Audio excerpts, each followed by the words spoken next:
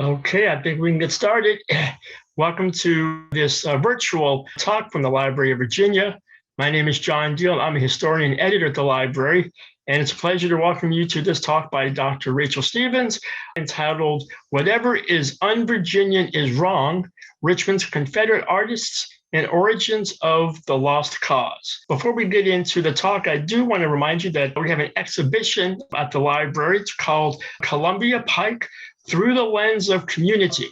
And it's a unique exhibition of photographs at the library, celebrates the extraordinary cultural diversity found within a single community in Northern Virginia. The exhibition is currently open to the public through January 8th, 2022. And so I'm especially pleased to be here to present Dr. Stevens' talk. She is one of our Virginia Humanities Fellows here at the library this academic term. It's been a pleasure to work with Virginia Humanities for about the past 5 or so years as we host scholars for an academic semester so they can do sort of a deep dive into the records and documents and manuscripts of the Library of Virginia. And I think we've dropped in the box a link to find out more about this year's fellows. I will say that they are definitely, they sort of epitomize perseverance because they had to wait an entire year because of the COVID pandemic to start their fellowship. And so it's a pleasure to have them here. It's a pleasure to have you here. And Dr. Stevens is an associate professor of history at the University of Alabama, a native Tennessean. She holds art history degrees from Sewanee and Vanderbilt and a PhD from the University of Iowa. Her first book, Selling Andrew Jackson, Ralph E.W. Earl and the Politics of Portraiture, explore how portraits of Old Hickory by his personal artist sought to help fashion a respectable identity for the old general. Her second book, forthcoming from the University of Arkansas Press, is titled Hidden in Plain Sight: Justifying Enslavement in American Art. And it looks at the ways that slavery apologists represented enslaved people in Southern art and visual culture in order to advance a pro-slavery arguments.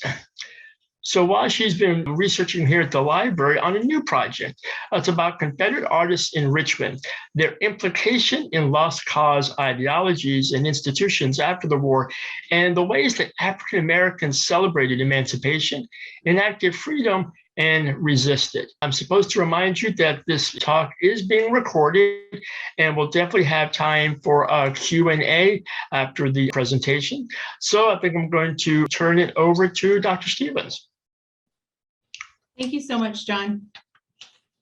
Thanks for the kind introduction and for everything you've done to facilitate my visit here. I will say I'm at the very beginning of this project, and so it's very much a work in progress. And I know there are a lot of experts in the room today, so I would like to call on you to share anything that comes to mind about what you've learned and what you know about the things I'm talking about today. I'm all ears, and like I said, I'm work in progress and still trying to learn as much as I can about the story I'm trying to tell here today. If I could take a minute also before I begin, I just have to thank some people that are here in Richmond that have been so helpful as I gain a foothold in this information. That includes Christina Vita, Evie Turano, Ryan Smith, Barbara Batson, Greg Kimball, Mary Julian, Brent Tarter, John Kneebone, John Deal, and my fellow fellows, Lois Levine, Deanne Graham, and Meredith Baker. Thank you all so much. It's been such a joy and help gaining knowledge from each of you, and it definitely takes a village to compile a book like this, so I'm eternally grateful. Also thankful to the CRAC team here at LVA for facilitating the Zoom webinar today, including Ashley Craig and Elizabeth Klaczynski. Without further ado, though, I have a big, broad, and rich story that I'd like to tell, so I'll dive in and begin. Over the weekend, I visited the exhibition Unsay Their Names at the Black History Museum and Cultural Center of Virginia in Richmond. Showcasing the photographs of Derek Kannemeyer, the exhibition features large color photographs taken over the last year plus that documented the protests and eventual removal of some Confederate monuments in Richmond. Even as we speak today, and I snapped this photo on my way into work today, which accounts for the crooked nature of it, I think. The pedestal for the Grand Equestrian Monument to the general in charge of the Army of Northern Virginia is being dismantled. The current awakening of civic recognition of these monuments as contested racial sites meant to elevate white hierarchies has been bitterly evident to the African American community since their inception. I believe we need to view the artistic remnants of the lost cause within the context of African American emancipation, advancement, and resistance in the 19th century, just as Kannemeyer did this year and last. To illustrate these entanglements, I'll start by drawing your attention to a slave trader's ledger book turned diary in the collection of the Virginia Historical Society. This book came into the VHS collections from the American Antiquarian Society. A March 31st, 1954 letter from the director of the American Antiquarian Society, Clarence S. Bingham, which you see here on the screen, addressed to the Sirs at Richmond's Confederate Museum, noted that an account book of Dickinson Hill and Company, a firm who, quote, dealt in slaves, had recently been donated to the society. Having no interest in the objects, Bingham wrote that, quote, I am sending it to you under separate cover. If you wish to keep it, please do so. Otherwise, discard it. Luckily, the book was saved and is held today within the Confederate Memorial Literary Society collection at VHS and is a fascinating piece of history. It was found in the post-war rubble of Richmond shortly after the evacuation fire of 1865 by Sarah Earl Chase, a young traveler from Massachusetts. Delighted to have found a mostly empty register, Chase used the book's spare pages as a diary, travelogue, and scrapbook. So what had started as a systematic accounting of baked deposits by a slave trading firm, Dickinson Hill and Company, became a lighthearted record of a young woman's life experiences. As a symbolic memento of the dismantling of slavery and a physical remnant of Confederate destruction at war's end, this surprising object records first the monetary worth of human chattel, and then a curious young woman's journey to experience the Southern capital in the wake of emancipation. Its survival in 1865 and immediate repurposing also reflects the efforts of white, wealthy Southerners at continued supremacy, even in the wake of Confederate surrender. Further, its emergence within a significant American archival collection nearly 100 years later, and that body's disinterest in it also makes a significant statement of institutional apathy regarding the history of enslavement that is worthy of consideration. Bingham's lack of concern for the account book on behalf of the American Antiquarian Society begs consideration of what else has been lost. His indifference in 1954 reflects a long history of dismissal within American collecting, which impacts our abilities to get a full picture of especially African American history. The journal also speaks to the interconnectivity, however tenuous, between slavery, the Civil War, and Richmond's social and cultural customs, including its visual history. So many here today are very well familiar with the history of events in Richmond, from antebellum enslavement through the war into Reconstruction, and then finally into elaborate lost cause enactments and Jim Crow. What perhaps you are less familiar with is the ways in which art is deeply implicated, even integral to the forward march of this story. Within these histories, I believe that the artistic landscape of the Civil War and Reconstruction years in Richmond reveals much about the efforts of freedmen to enact and pursue freedom simultaneously to the advancement of white supremacy. The artworks not only illustrate these ideas, but help to advance and define both Black freedom and attempted white suppression of it. In his book, Race and Reunion, David Blight refers to W.E.B. Du Bois's, quote, artful challenge to the hegemony of lost cause ideology, or to the reunion wrapped in the retrospective make-believe world of faithful slaves and the mysticism of blue-gray fraternalism, end quote. The term lost cause, of course, was based on a sense of Southern rights, honor, white supremacy, and rather than admitting defeat, the assertion that the Confederacy was overpowered by a flood of Yankee men and material, but that the Confederacy fought gallantly, even chivalrously, and that it was honorable and Christian. the belief in the lost cause became almost sacred in the decades following Reconstruction. While Du Bois loosely articulated his protests, and African Americans had worked from the moment of freedom and indeed long before to oppose the efforts of their oppressors, even within the art world, bearing these ideas in mind, I'm trying to track not only the ways that artists and others, both Black and white, participated in defining life for newly freed people, but were pivotal to their advancement. Even as white artists conveyed racist ideas in tangible form, African Americans were forging a new identity in Southern freedom, enacting their emancipation in voting and office holding, and resisting white supremacy across a variety of forums, especially looking at here that related to the artistic realm. So although W.E.B. Du Bois wrote that he wanted to reveal fully the other side to the world, which he sought to do, he was certainly not the first African American to advance those notions. Exactly 1 year after the burning of Richmond by its own Confederate troops, African Americans staged an Emancipation Day parade that rivaled anything that the white community was doing publicly at the time. And here's a photograph from the Cook collection of an Emancipation Day celebration from '88. Black Richmonders continued to celebrate Emancipation Day well into the 20th century. But beyond celebrating their freedom, African Americans offered opposition over decades against the glorification of Confederate actors in public works of art. Black Assembly members and their allies resisted such acquisitions as long as they were in office. As Megan Towns has demonstrated, in 1871, the African American state senator Frank Moss opposed the state's proposition to acquire a portrait of Robert E. Lee by artist John Adams Elder to hang in the Capitol. As the Richmond Times-Dispatch reported, Moss had objected on the grounds that, quote, General Lee had fought to keep him in slavery. He couldn't vote to put his picture on the wall, end quote. Nevertheless, the state Senate passed a vote on January 18, 1871, approving the purchase of the portrait. In 1875, then serving in the House of Delegates, Moss again led efforts to oppose state appropriations for the Thomas J. Jackson sculpture placed on the Capitol grounds. Again, he was outnumbered in his votes, and a whopping $10,000 were appropriated to move the sculpture to Richmond from England and to make a pedestal for it. Of course, the significance of the white legislators' efforts to erect lost cause monuments was not lost on the Black community.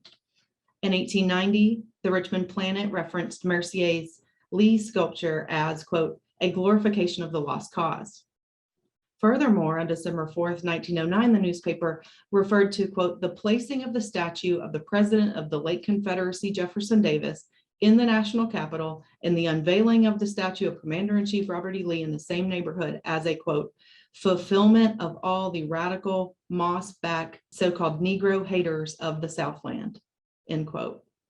From the very beginning, African Americans opposed these monuments. Furthermore, African Americans also sought to counter these celebrations of the late Confederacy with artworks of their own choosing. Lincoln's image was heavily promoted, being placed in front and center within African American celebratory events, and you can see this Lincoln banner here in this particular photo. Perhaps the best example of the celebration of African American history in Virginia in visual form are Meta Warwick's 14 dioramas for the Jamestown Tercentennial, which offered a chronological history of the African American experience. They no longer exist. There are some published reproductions of them, such as Commencement Day at Howard University, which is one of the dioramas you see represented here.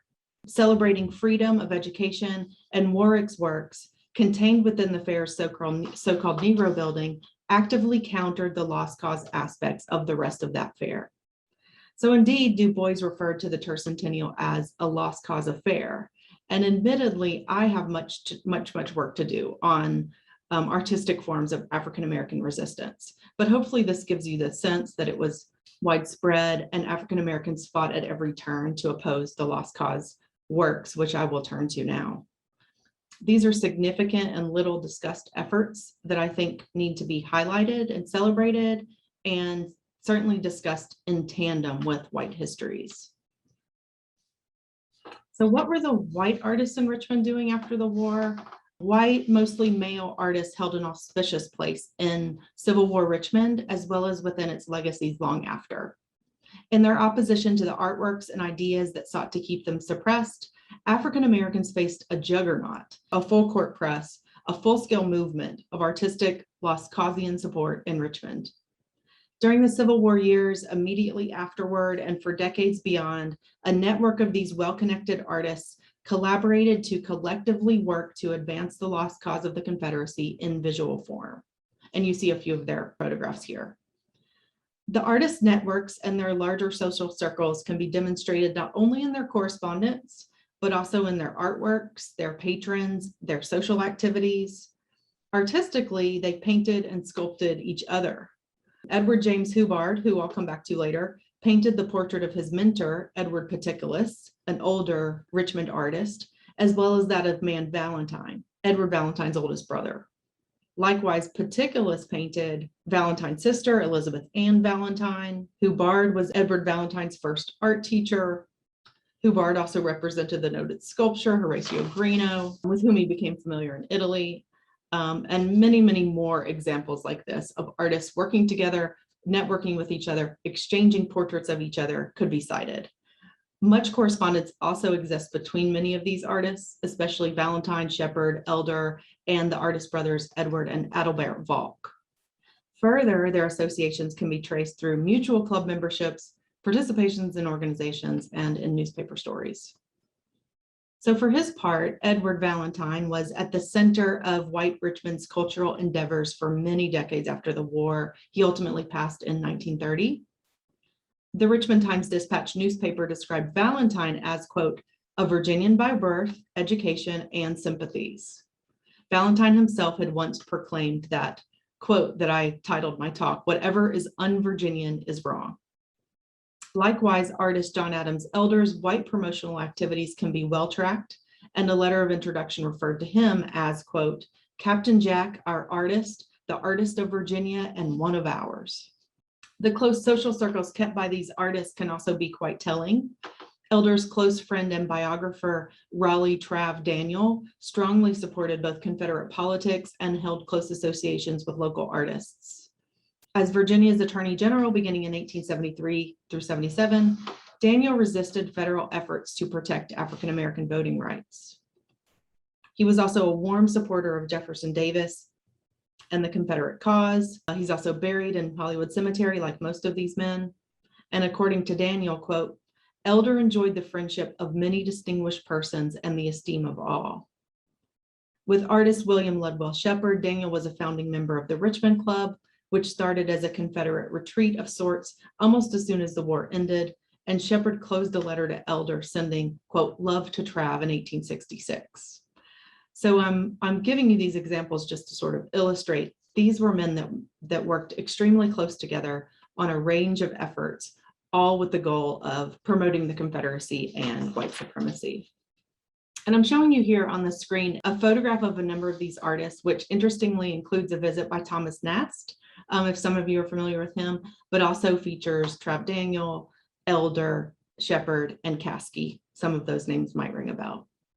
Just as African-American legislators such as Frank Moss sought to dispel sanctioning of art, the celebrated Confederate actors, movement was very much afoot at the state level to promote the lost cause and to undermine any other artistic types.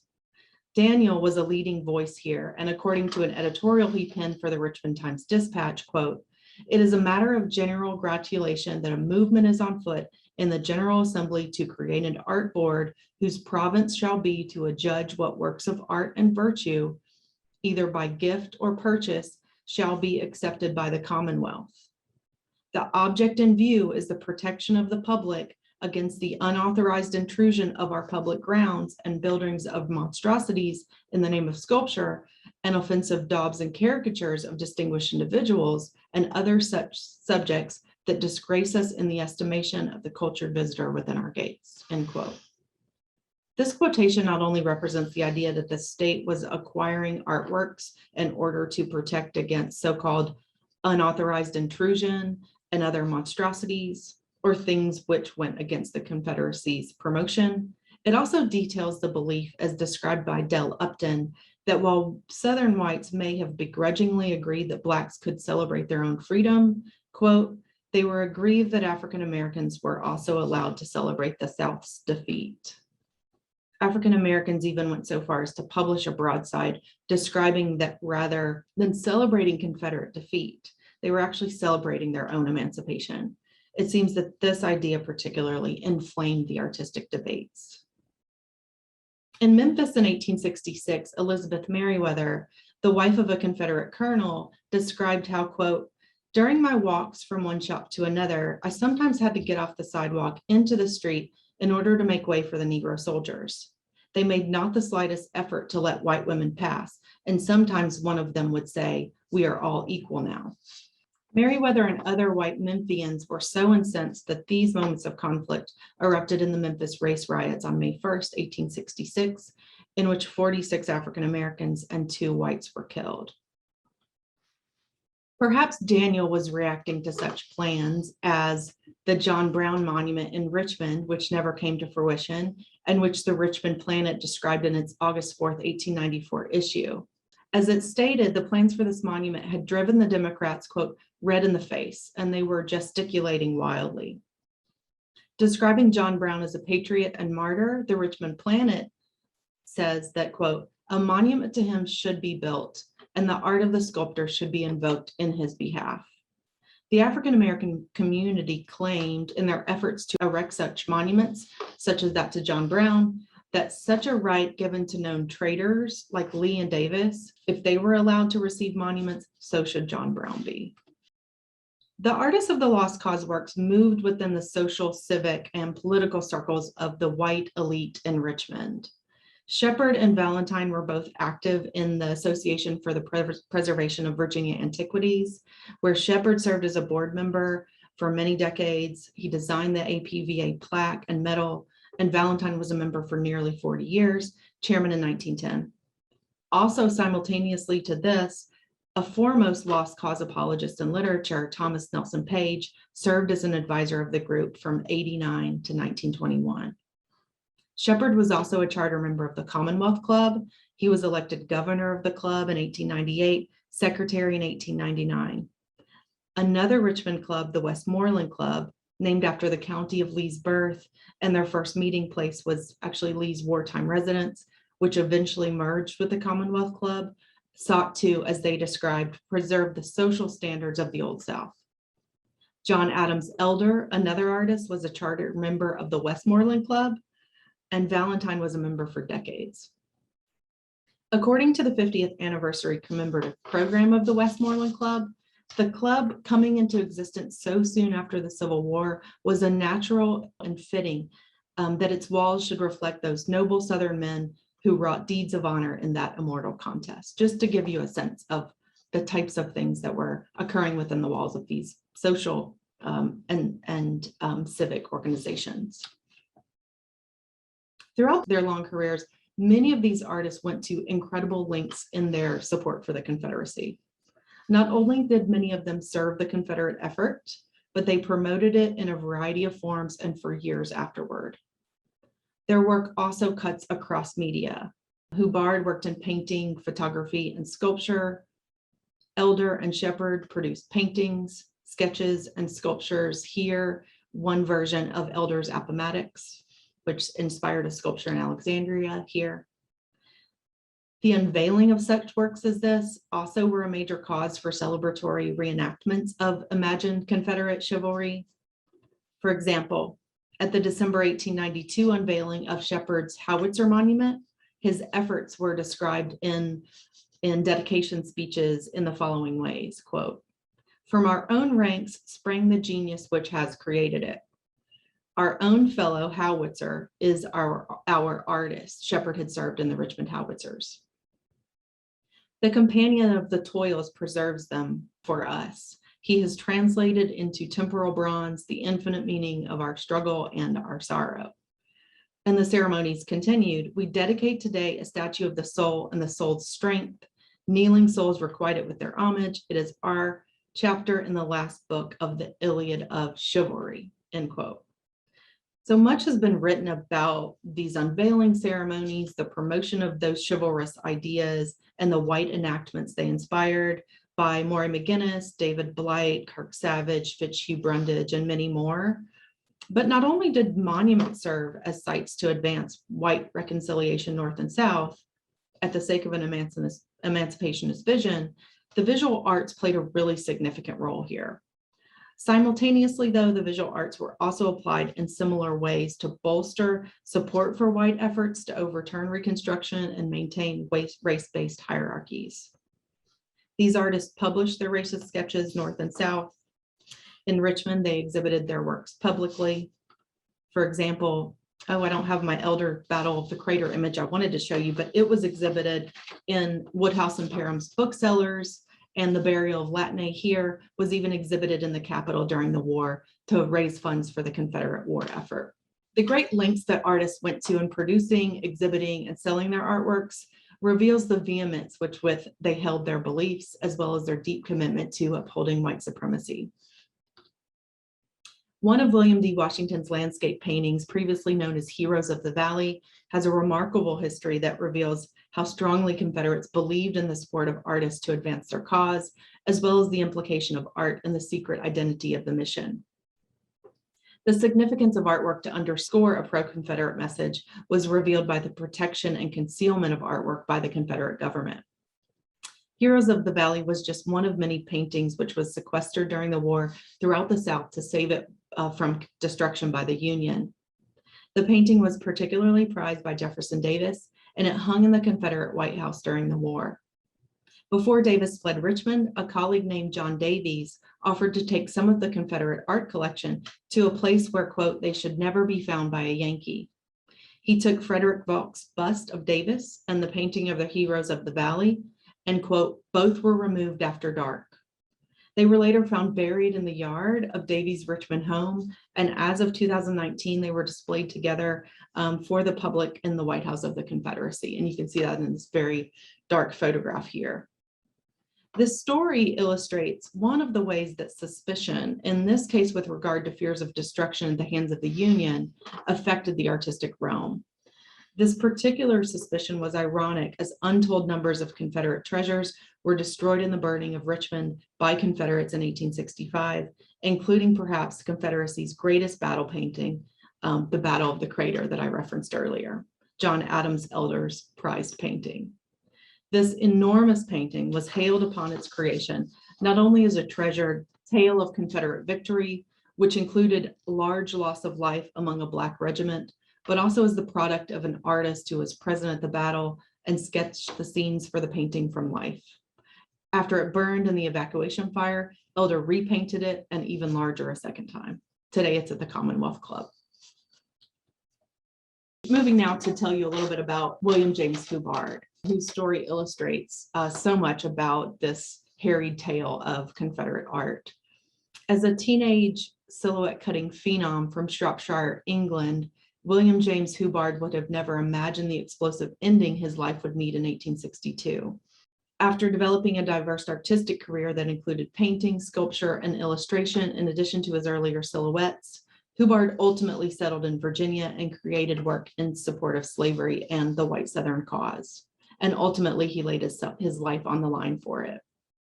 In 1841, he had a studio space in Richmond where he painted portraits, offered art instruction, and became an active part of the city's artistic community.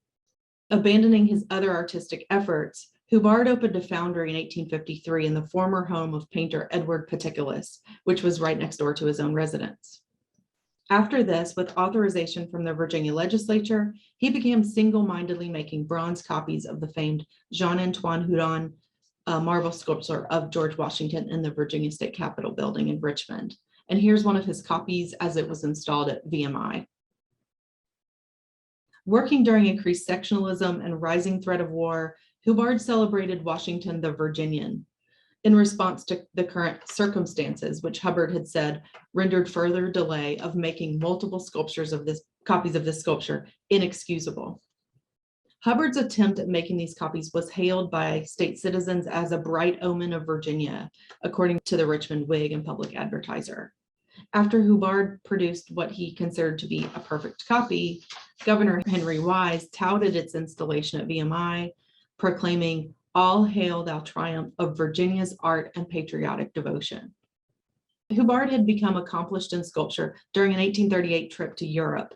During the trip, his new wife, Maria Mason Tabb, even allegedly posed as the foot model for Power's famous sculpture of the Greek slave, which I cannot confirm, but it is an enticing rumor given the work's abolitionist symbolism and her own Gloucester, Virginia family's deep engagement with slavery. It seems that from early on, Hubbard's sympathies were with Southern slaveholders, among whom he counted himself. The slave census for 1850 listed Hubbard as enslaving 5 people, and this grew to 8 in 1860. Moreover, in a letter to his wife, whom he had married against her family's wishes in 1838, he referred to Northerners as, quote, rascally Yankees. And he referred to New York and to the art he saw there as a humbug land.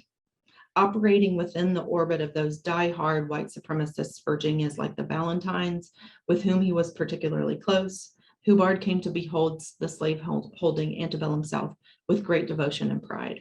Now the story of Hubbard's life gets a little bit interesting. He was financially ruined by his Washington sculpture project.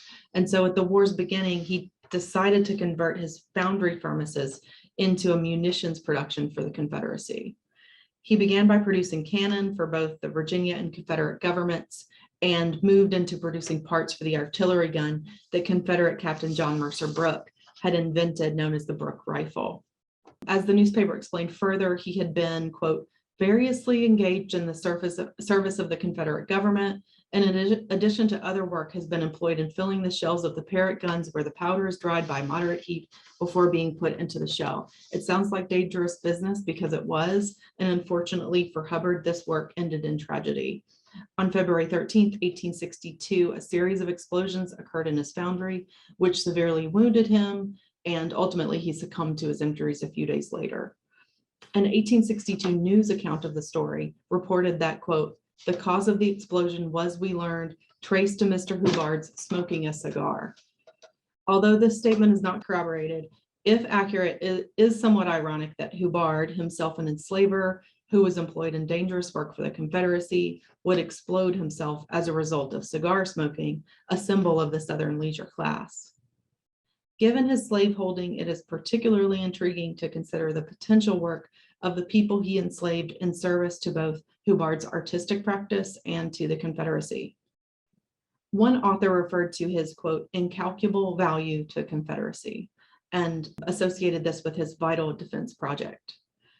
In this case, however, rather than celebrating Virginia pride with his Washington sculptures or producing fundraising art for the Confederacy, which so many of his colleagues were doing, Hubbard converted his sculptural foundry into literal Confederate service, likely with the assistance of his enslaved people, to his demise. Hubbard's story of decimation illustrates one unique example of the ways that the vehement emotions bound up in the battle over slavery not only erupted in violent destruction, but also regularly implicated visual and material culture.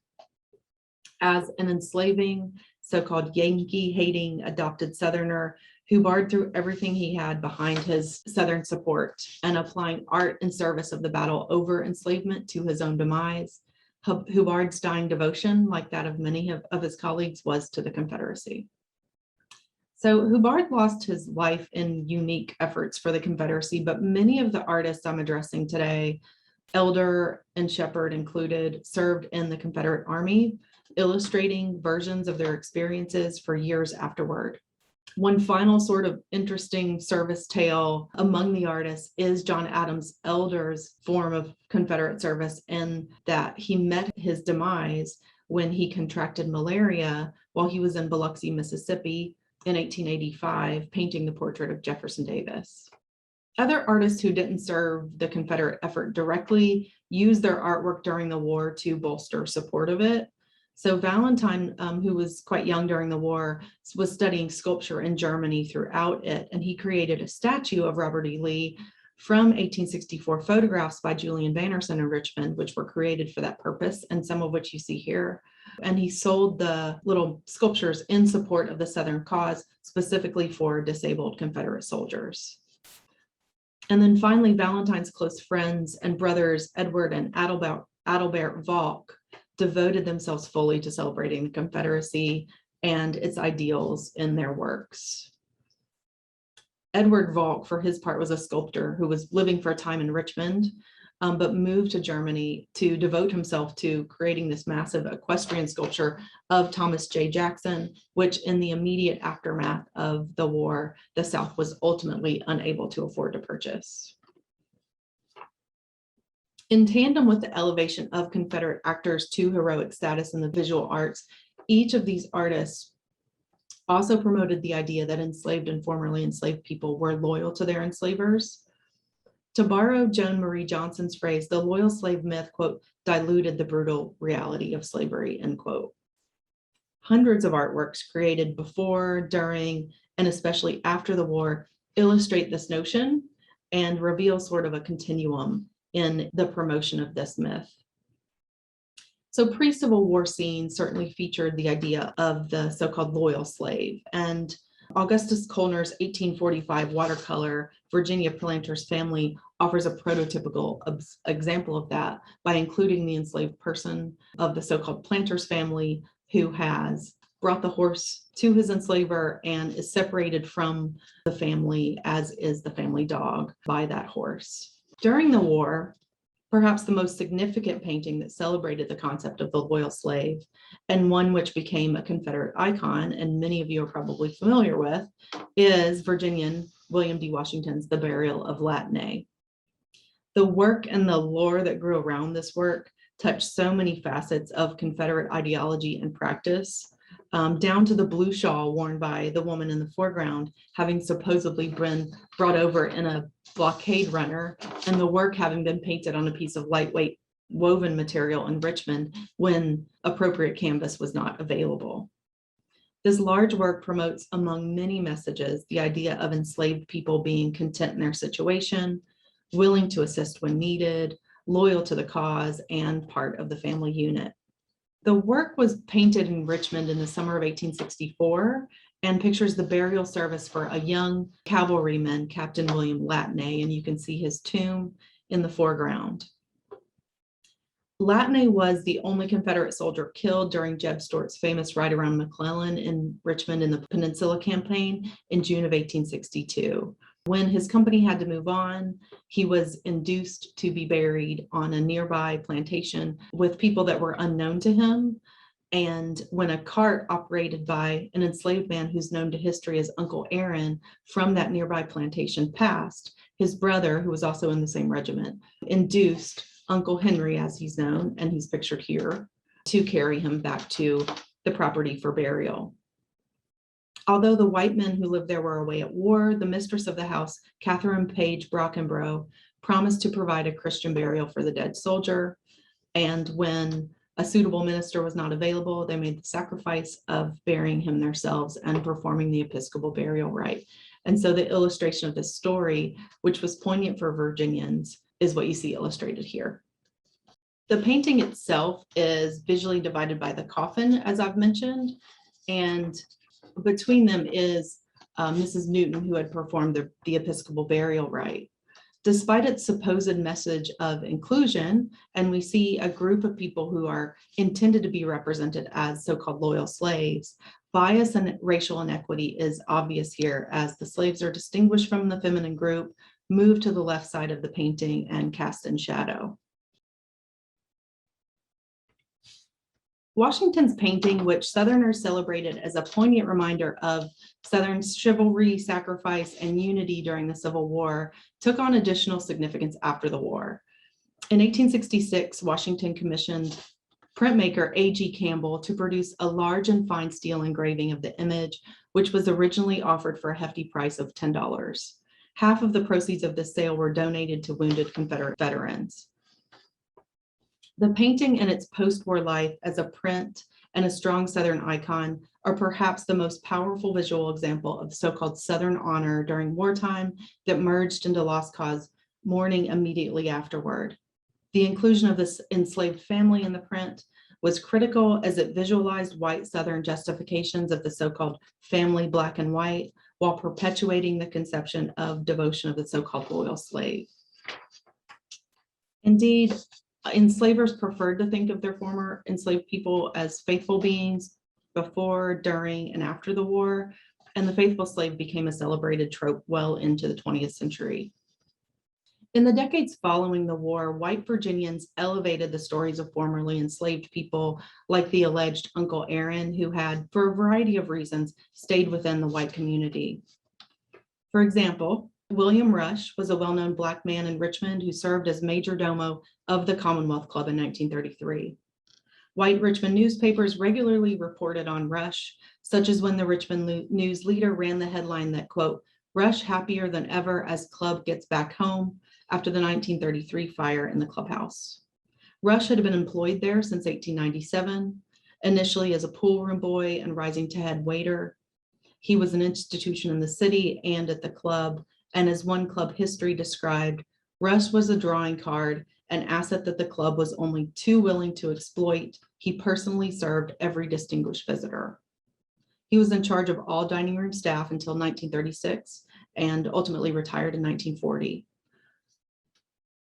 In offering his demure service to the guests of the Commonwealth Club, members could imagine a life little changed from race relations under slavery.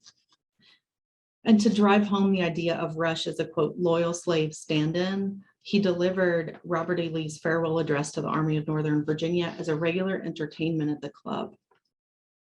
For his part, Edward Valentine represented Henry Page in a similar vein. Uncle Henry, as he was known, served as a patronizing view of a man Valentine had known his entire life. An enslaved coachman of the Valentine family, Henry Page was celebrated by the family and indeed the entire city of Richmond as a, quote, faithful servant.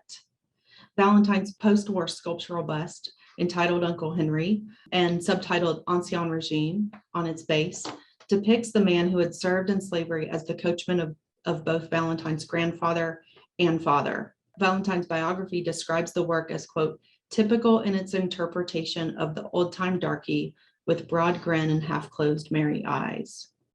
Post-emancipation, Page became a symbol of the happy bygone era of slavery in the former capital of the Confederacy, and these sentiments were expressed in his obituary, which was titled An Old Character Gone. According to this, Page lived to be 101 years old and was Richmond's oldest citizen at the time of his death. The obituary also noted that, quote, Page was truly a servant of the old school. Another characterized him as a faithful servant, a good old man.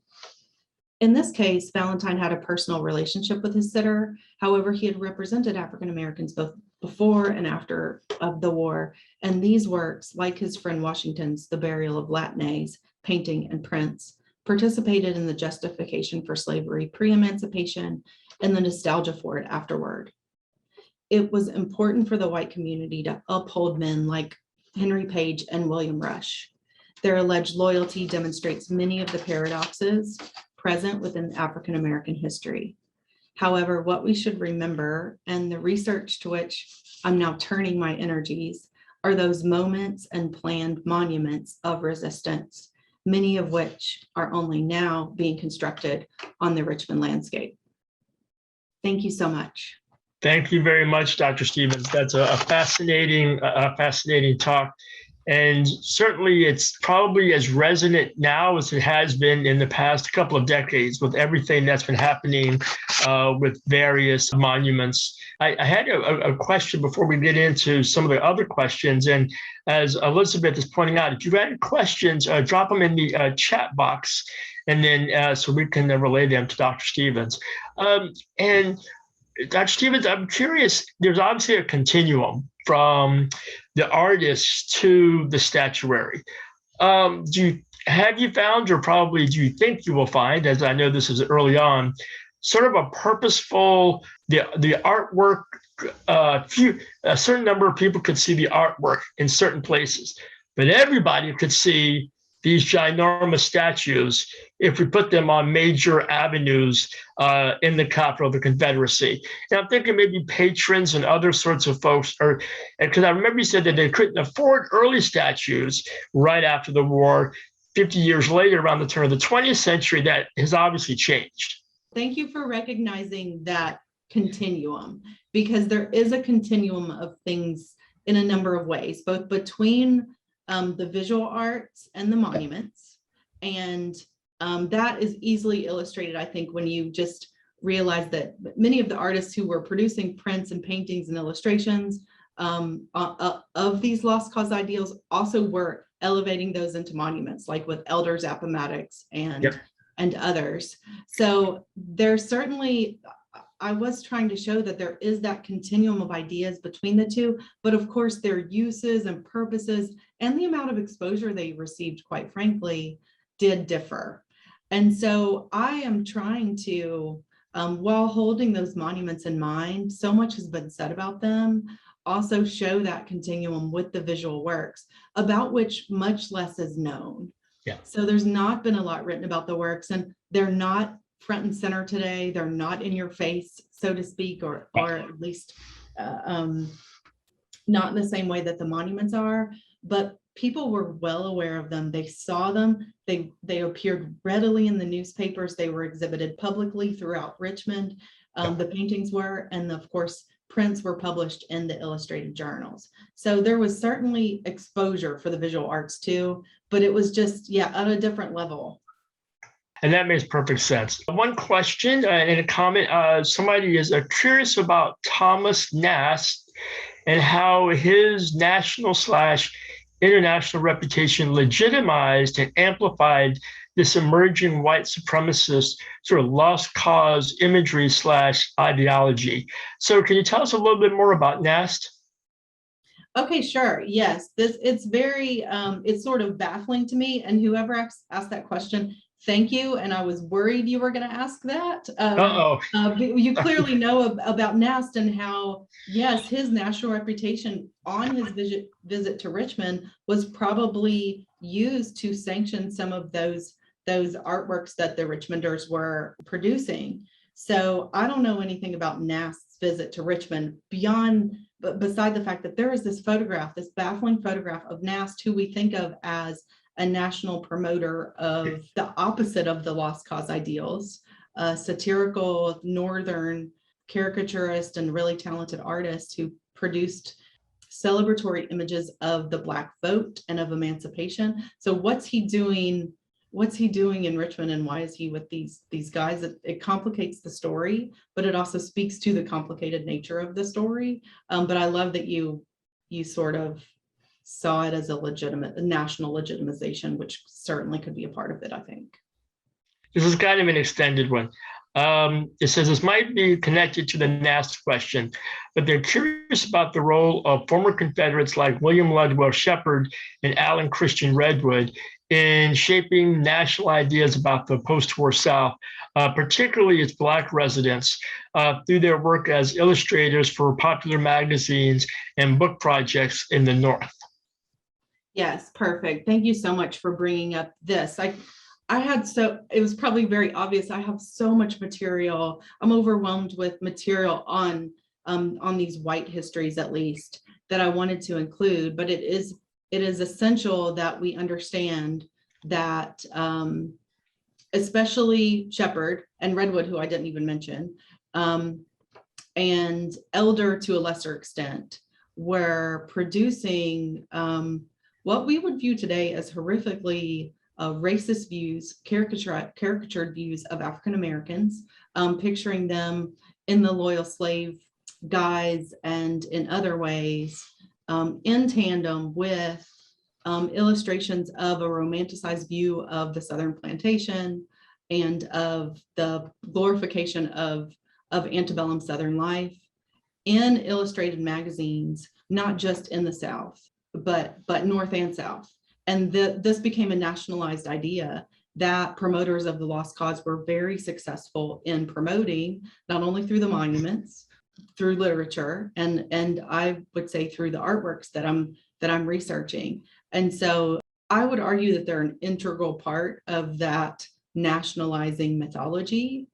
And then a equally significant piece of that story, as the questioner so rightly mentions, is what is the effect on that national story on African Americans? How do African Americans perhaps respond, is what you were getting to.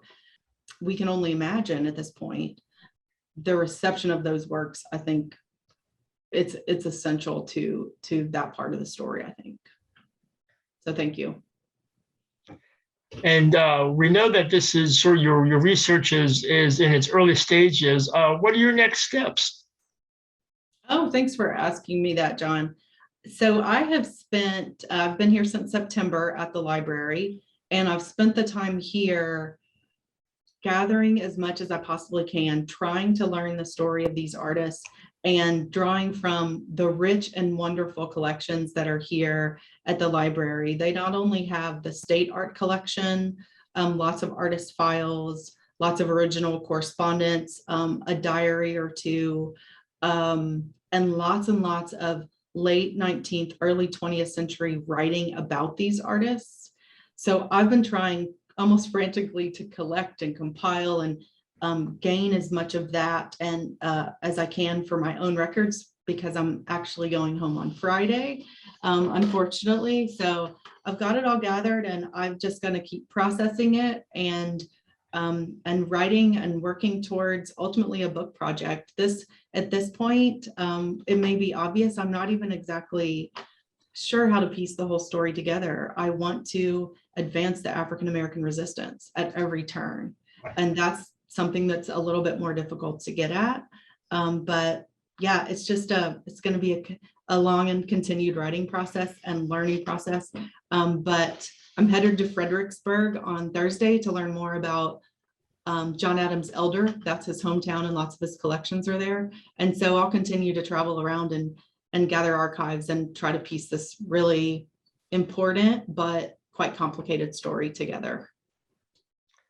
It might be a complicated story, but I don't think you're going to lack for resources and the like.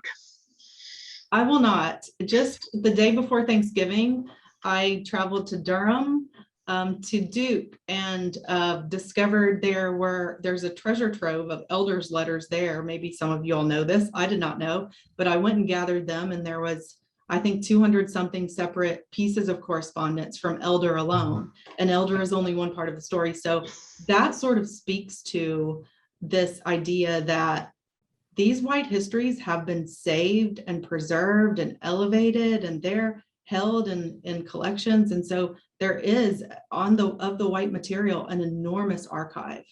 And that speaks to the elevation of those white histories by institutions.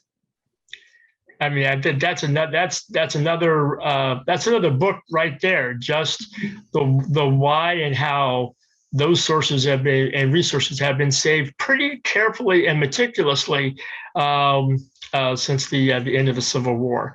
I'm looking to see if there's anything. A couple of folks are saying how wonderful and they enjoyed the talk.